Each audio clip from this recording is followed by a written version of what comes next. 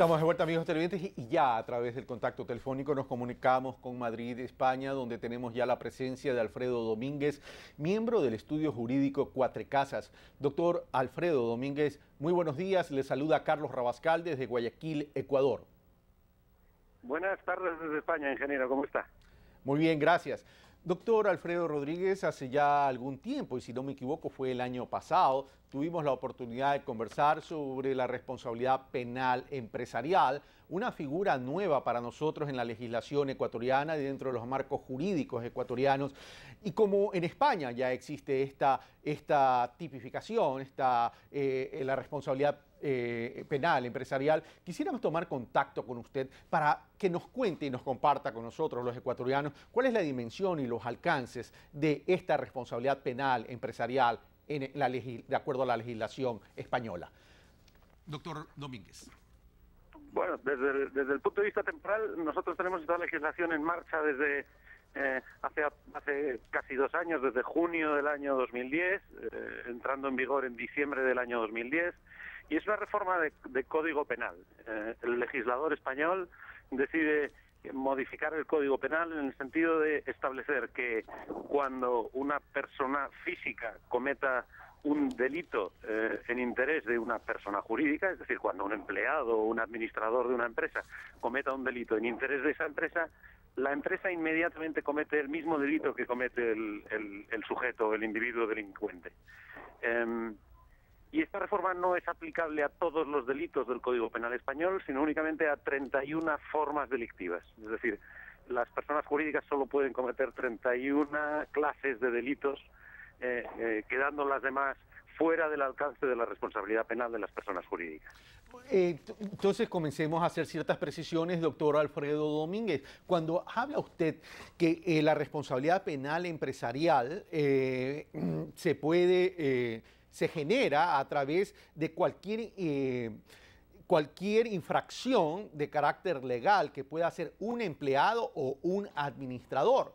Si el empleado lo hace sin conocimiento de los administradores, si el empleado comete una infracción, una transgresión a la ley, de acuerdo a estas 31 formas de tipificación que están claramente establecidas en el Código Penal español, si el empleado transgrede la ley sin conocimiento del administrador, igual la empresa asume una responsabilidad penal empresarial. De hecho, la reforma del Código obliga al administrador a conocer. Es decir, el Código Penal lo que dice es, tomados estos 31 delitos, si un empleado comete uno de ellos, por ejemplo, vertidos de aceite en un río, la empresa inmediatamente asume la responsabilidad penal por delito contra el medio ambiente, siempre y cuando la empresa no hubiera adoptado medidas dice el Código Penal español, debido control para evitarlas o prevenirlas. Es decir, no es necesario que el administrador conozca de los delitos que se están cometiendo en el seno de la compañía para que la empresa incurra en responsabilidad penal.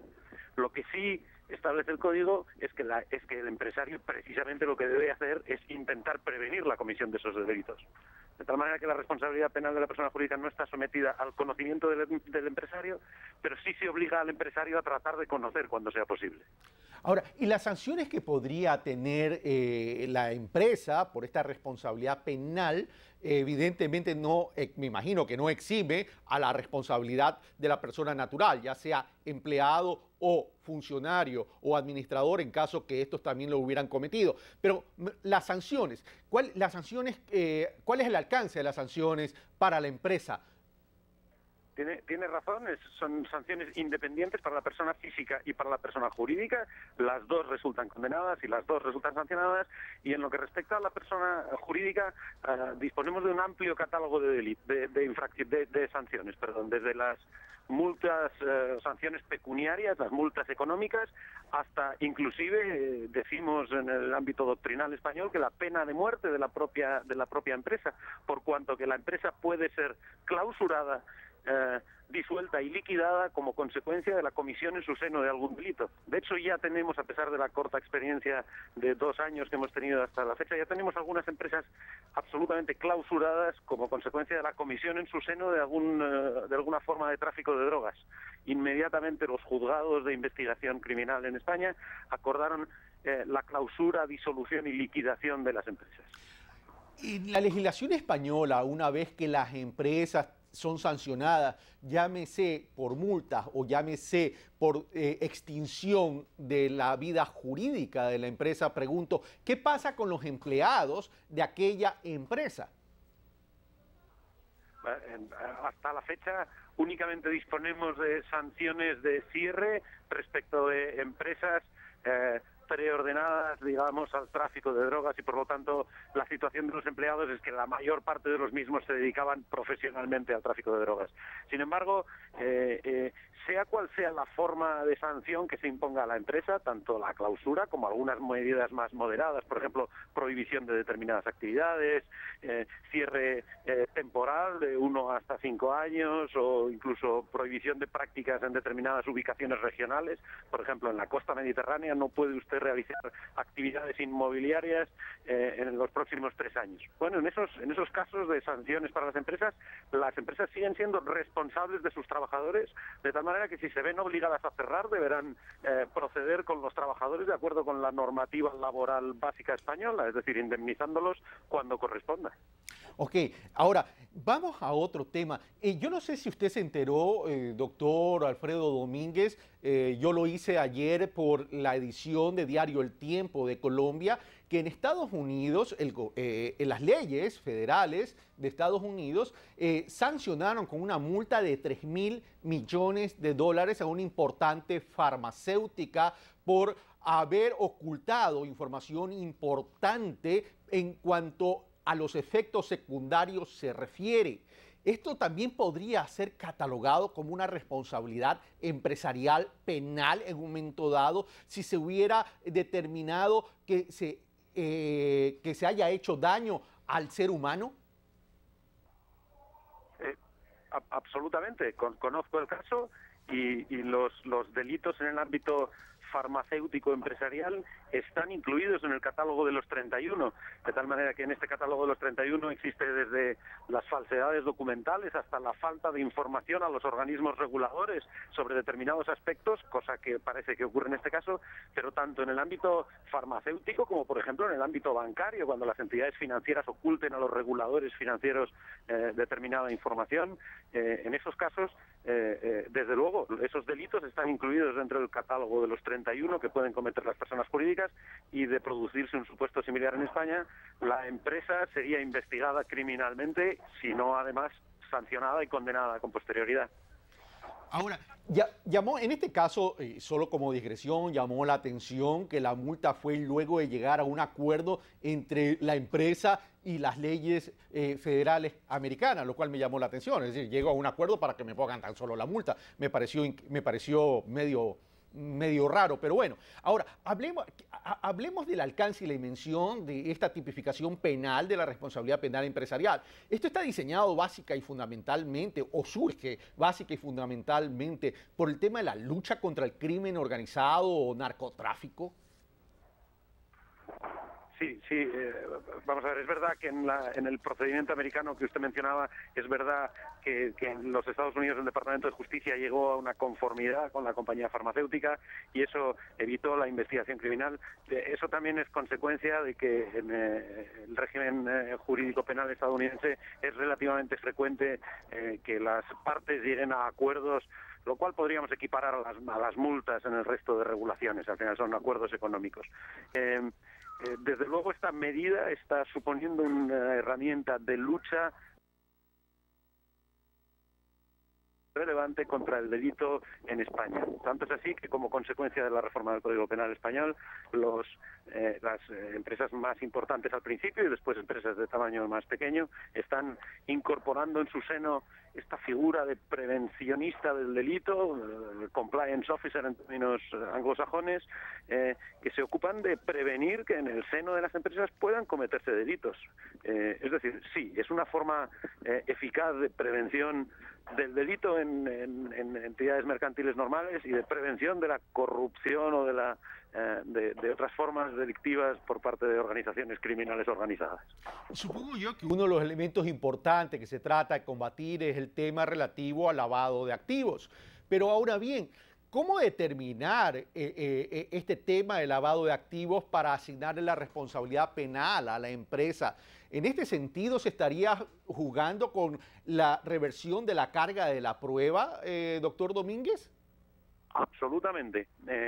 En legislación española, debo decir primero que el lavado de activos, el blanqueo de capitales es uno de los 31 delitos que está incluido en la lista del Código Penal Español para las empresas, y no solo esto, sino que además en España, desde también el año 2010, tenemos una norma que obliga a todas las empresas a prevenir cualquier forma de lavado de capitales, de tal manera que la infracción de las normas de prevención de lavado de capitales supone la comisión de un delito por parte de las empresas, y la consecuencia procesal es, sí, efectivamente, si es la empresa quien debe acreditar con una inversión importante de la carga de la prueba, es la empresa quien debe acreditar haber cumplido con todas sus obligaciones en materia de prevención del lavado de capitales.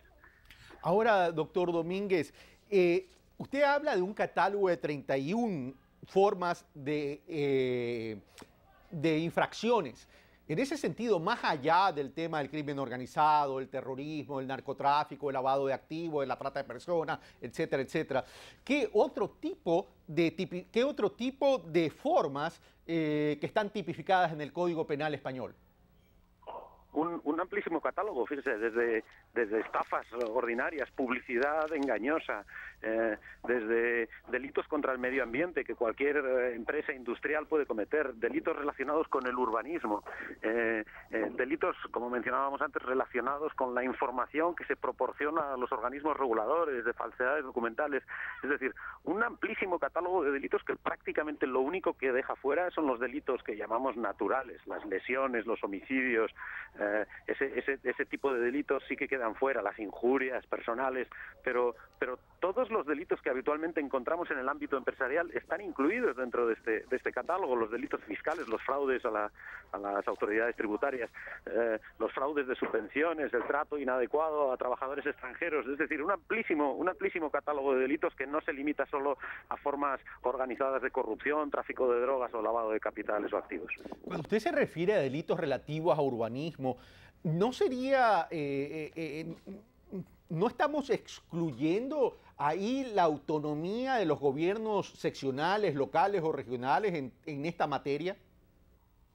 Bueno, lo que se está encontrando en estos tiempos de coyuntura económica complicada en España es que algunas empresas dedicadas a la promoción inmobiliaria o a la construcción inmobiliaria estaban corrompiendo a las autoridades locales, de manera que obtenían licencias por parte de estas autoridades, pero de manera improcedente o inadecuada. Y sí, los tribunales están revisando la actuación de esas autoridades locales y en muchos casos están determinando que las licencias de construcción o urbanización que se concedieron solo como consecuencia de un pago o corrupción inadecuada, y que la licencia no tenía sentido sin esa corrupción, y por lo tanto se está, 1, condenando a la empresa, 2, condenando a los empleados de la empresa que lo hicieron, 3, se está condenando a las autoridades que cometieron el delito de corrupción, y 4, se está ordenando la demolición de las urbanizaciones o de las construcciones realizadas al amparo de esas corrupciones, sí. Ahora, otro tema, doctor Domínguez, y discúlpeme que me esté extendiendo en la entrevista, pero creo que es un tema muy didáctico que nos puede servir a nosotros los ecuatorianos para poder debatir sobre esta figura de la responsabilidad penal empresarial. España, y es conocido mundialmente, atraviesa una crisis financiero-económica y especialmente el sistema financiero español. A raíz de esta crisis y a raíz de los problemas financieros en los bancos, ¿han existido ya juicios con cargo a esta tipificación penal de responsabilidad empresarial? Sí, es noticia en todos los principales medios de comunicación españoles que la semana pasada la Audiencia Nacional inició la investigación por lo penal, la investigación criminal por los delitos que se podían haber cometido en el entorno de Caja Madrid y después Bankia, una de las principales entidades financieras del país. En esa investigación, que como digo se inició la semana pasada en la Audiencia Nacional, en nuestro tribunal más significativo, en esa investigación están incluidas alrededor de 40 personas por los posibles delitos que cometieran, pero están incluidas también la propia entidad, como empresa, la propia Bankia y la propia Caja Madrid, como empresas eventualmente responsables. Por supuesto, estamos a la espera de que lo que toda la investigación penal pueda desvelar y después de la celebración del juicio. Pero de momento, las entidades mercantiles, las empresas, están ya implicadas en los procedimientos penales como antes no estaban. Y una última pregunta, doctor Alfredo Domínguez. Si bien dentro de este catálogo de 31 formas de delitos penales al amparo de la figura de responsabilidad penal empresarial está incluido la injuria personal, ¿los medios de comunicación también podrían tener o podrían estar incursos en esta figura de responsabilidad penal? Los medios de comunicación también podrían estar incluidos dentro de esas figuras delictivas, es decir, los medios de comunicación, en tanto que se organicen como empresas, sí que pueden tener o ser susceptibles de responsabilidad penal de las personas jurídicas. Sin embargo, las figuras delictivas normalmente vinculadas con medios de comunicación, como podrían ser las injurias o las calumnias, no están dentro del catálogo de 31 delitos que pueden cometer las empresas. Y por lo tanto, en esos casos, la responsabilidad se mantiene en el ámbito personal de quienes lo cometen. Solo en ese ámbito y, sin embargo, en otros ámbitos, pues, por ejemplo, si un medio de comunicación cometiera una estafa o un delito de publicidad engañosa, entonces sí, la responsabilidad podría alcanzar al medio de comunicación. Pero permítame profundizar un poco en este tema, ya que usted mencionó dos subtemas interesantes en relación al tema de los medios de comunicación. En un tema dijo si los medios incurrieran en publicidad engañosa, pero los medios lo que hacen es recibir una pauta, cobrar por esa pauta y transmitir el spot publicitario. Por tanto, no tendrían responsabilidad. Por ausencia de voluntad criminal, el medio de comunicación no incurriría en ninguna forma delictiva. No ya el medio de comunicación, sino el representante o el empleado del medio de comunicación que contratara la publicidad. Es decir, hace falta un dolo delictivo, una voluntad delictiva para que el delito pueda ser imputado.